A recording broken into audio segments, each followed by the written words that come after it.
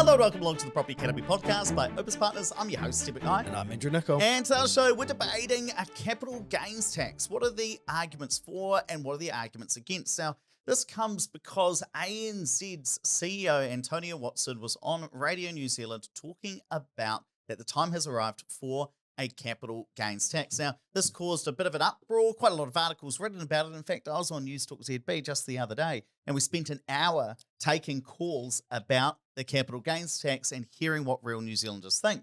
What did most people think? Well, we're going to come to that because right. we are going to debate this between Andrew and I. So what's going to happen is I'm going to argue that it's a bad thing. Andrew's going to argue that it's a really good thing.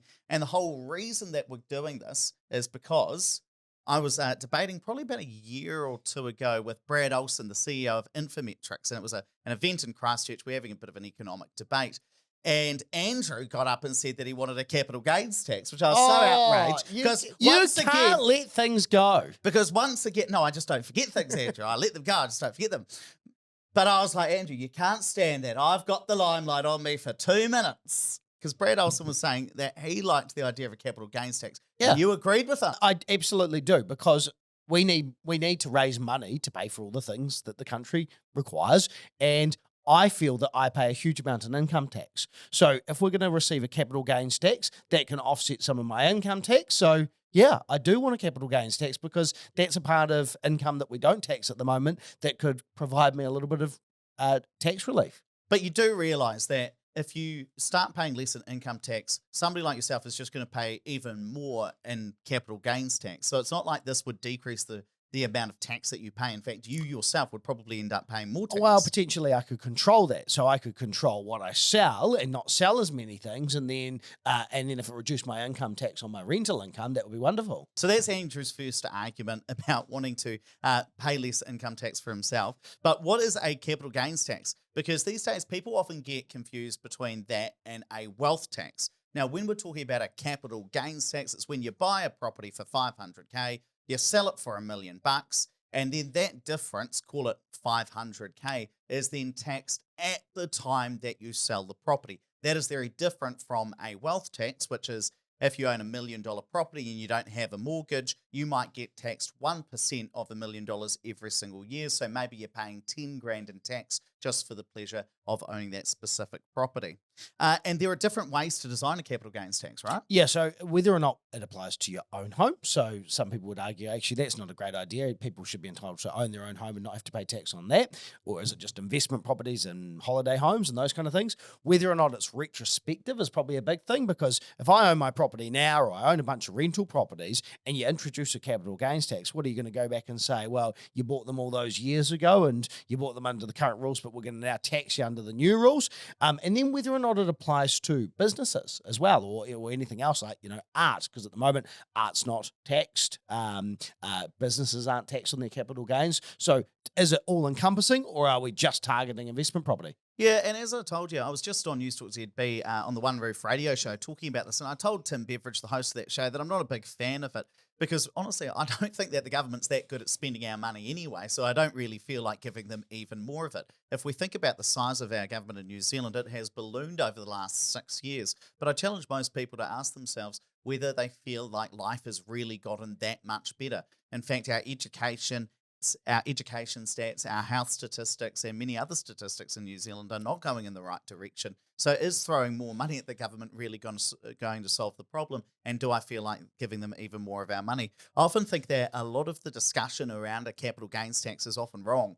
We often see property investors making money and we think we don't like that, and so therefore I want to tax the property investors, before actually thinking, well, what do we want to raise more money for? When's it going to raise the money? When is that money actually going to come into the government coffers? And then what do we want to spend it on? And what sort of results do we want to see for that spending as well? It was quite interesting. You asked me what people thought on the show, and property investors felt targeted, actually. It's really interesting. A lot of them are saying, well, if you tax property investors, you really should be taxing everything, including business gains, including gains on shares and some of those other assets. What about own homes?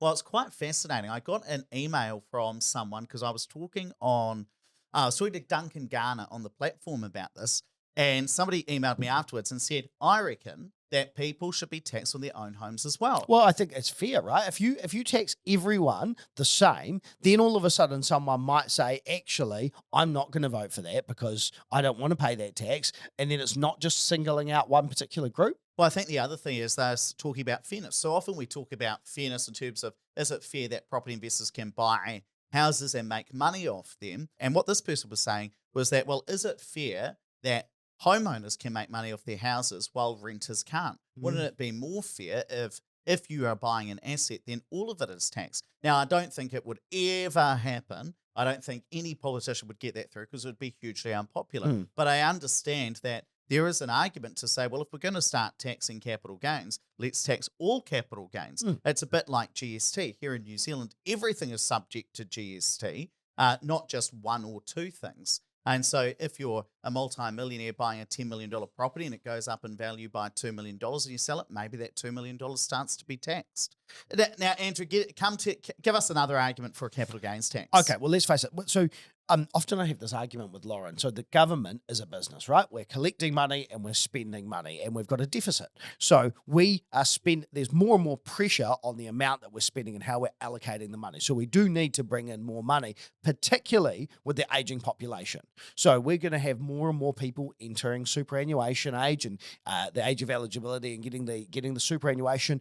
And we need to raise a lot more capital to help support those people in retirement. And imagine the increased drain on the healthcare system, for example. So there's a high likelihood that we need to bring in more money. So how do we do that? We either need to cut down the spending. So we need to say to those people, actually, you know what? You don't get the superannuation anymore. We can't afford to do that. Or we're going to means test it. So if you've got $1 million in the bank, you need to spend all that and then we'll help support you. Or we need to raise more money. We need to raise more money through taxes. Now, I think that the pushing out of the superannuation age, the age of eligibility, or means testing it or taking it away, that will be hugely unpopular. So the easier option for the government would be capital gains tax. We're going to bring in the money to do that. Yeah, and I think that's not actually a terrible argument because at least you're then saying, hey, there's a reason for bringing in this tax rather than just, I want to tax people more because I don't like that property investors or business owners or somebody else is making money. Rather than being an envy tax, there's actually a reason for it. Because one of the things that really gets up my goat is people often think that a capital gains tax is going to be the silver bullet that stops property prices going up. But here's the thing. Australia brought in a capital gains tax that included taxing gains on properties back in 1985. And property prices there have still gone up by well over 6.8%. I remember we did an episode and I think it showed that between the period where Australia brought in a capital gains tax and today, house prices have gone up by something like 6.6%, where in New Zealand, house prices have gone up by something like 6.8%. So there was a small difference, but it was pretty nominal. It's not like a capital gains tax in Australia has stopped house prices going up. In fact, right now, house prices are going up in Australia while they're still stagnant or slightly falling here in New Zealand. So it's not like a capital gains tax is going to stop house prices going up. And I think this comes back to the idea that investors are the ones who are buying all of the houses and stopping first home buyers getting into the market. And it reminds me of this awesome podcast we did where we looked at the number of houses that investors are buying and the number of houses that first home buyers are buying.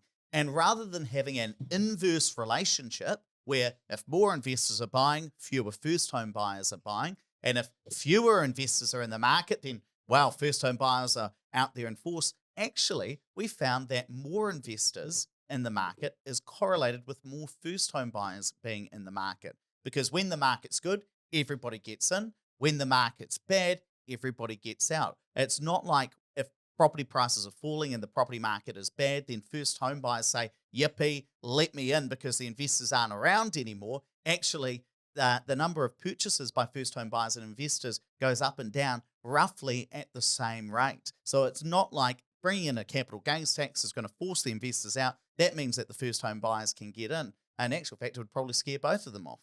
Now, Andrew, so let's say that we change our minds rather than arguing back and forth about whether a capital gains tax is good or not and whether we need it or not. Let's think about how we would implement it if we were to actually put it in. How would we do it? So I think that my approach would be, it has to be a broad approach. So I think it's only fair that every house is taxed as a capital gains tax, and that burden is shared amongst everyone if we're going to do it. Because if the argument is we need that money for people in superannuation and people with the aging population, then we need as much money as possible. So we need every house, but we also need every asset class as well. It needs to be businesses and shares, all of it. So you either need it or you don't need it, in my opinion. So I would have a broad approach. And I think a lot of people will probably have quite an emotional reaction to that and say, well, I don't want to pay tax on my own home. Exactly. And that's exactly the point. Like, I'm prepared to say, well, I'll pay it on my investments if you pay it as individuals as well. And then the rate might only have to be, say, 5% across the board as a broad rate, as opposed to just property investors paying 20%, which I think is unfair. Yeah, and look, I'm about to say something hugely unpopular. Oh, that's his standard, isn't it? So it's just you on a Sunday night dinner. Just have a listen before we react. I also think that if you were to bring in a capital gains tax, you would have to make it retrospective. No. And I'll tell you the reason why. I told you to listen your head. before you emotionally react. I'll tell you the reason why. Capital gains taxes are not usually very popular. And one of the issues with making them sticky is that they don't tend to bring in a lot of money straight away. So if you say, right, we're going to bring in a capital gains tax, it applies to any house, any property, any business that was started or acquired in 2024 onwards. Well, you're not going to make a lot of money from that as a government for another 7 to 9 years, because on average, people hold their properties for at least 7 years. In fact, we did another episode recently that said that was creeping up to 11 years. So you make the politically unpopular decision today, but you don't make any money for 11 years. It's a new government at that stage. That makes it very easy for the government to change and then say, well, we're not making any money out of this policy, so let's just reverse it, because it's going to be very easy to reverse now. So I think you've got to make it retrospective, so you start getting money straight away, so it makes it more sticky, and you'd have to do a tax switch. The issue with saying, well, it's all good, we're going to bring in a capital gains tax, it's only going to apply going forward, and we're going to lower income taxes, is, well, you've got to start taking the revenue hit straight away as a government, by saying we're going to lower people's taxes, but you don't get the revenue from the capital gains tax for another 7, 9, 11 years. That's the big issue with it. That's why I think if you were to do it, you'd have to make it retrospective. The issue is that people don't like that. No, of course they don't, because imagine all the people who have said, right, I'm worried about my retirement, so I'm going to buy some rental properties, and they've been doing it hard over the last few years, really struggling with top-ups and high interest rates and interest deductibility being phased out. They've got through the hard times, so they're looking forward to the good times in the future, right? And they've planned out how many properties they need to be able to get them to retirement, or whatever businesses they need. And then all of a sudden, the rug gets pulled out from under them, and they're not going to have enough money again. Yeah, but that's unfair. But that happens with things like interest deductibility. I bought my investment property back in 1980. Now you're going to change the rules about it. Yes, the government at the time decided they were going to change the rules about it. That happens for lots of things. Yeah. I know you don't like it. And also, I think it would make it so wildly unpopular that it would never happen. Well, that's like saying you're going to tax people's houses that own homes. That would be hugely unpopular. But I didn't go, oh, that's never going to happen. When you suggested it, I listened respectfully, as people should in society. This is exactly what people shouldn't do. Now people know the real Andrew Nicol. Now, of course, I don't think it's going to happen, and I agree with you that it's going to be hugely unpopular. But I think if I was the head economist at the Council of Trade Unions, that's what I'd be writing articles in the Herald about. Do you think they'd have you there with your crazy outbursts? No. I'm unemployable, mate. Yeah, I know. That's why we work together. Now, 2 questions for you. Do you ever think we're going to get a capital gains tax? And if we did, would it stop you investing? It definitely wouldn't stop me investing. And I think that it's probably more likely than unlikely, personally. At what stage do you think you might get it?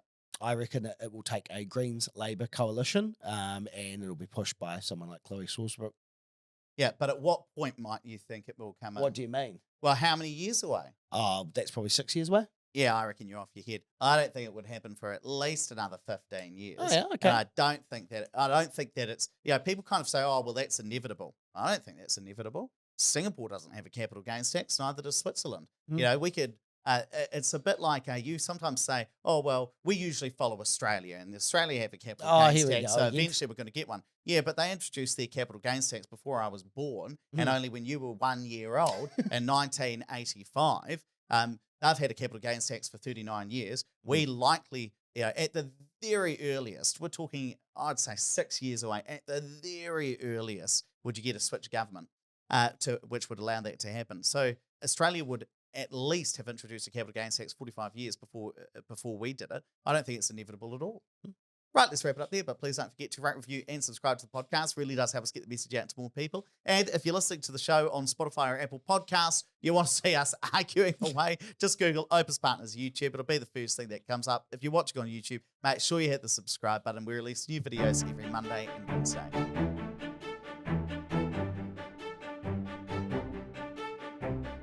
Thanks for listening to the Property Academy podcast. I'm your host, Steve McKnight. I'm Richard Nicol. We're going to be back again tomorrow with even more daily strategies, tactics, and insights to help you get the most out of the New Zealand property market. Until next time.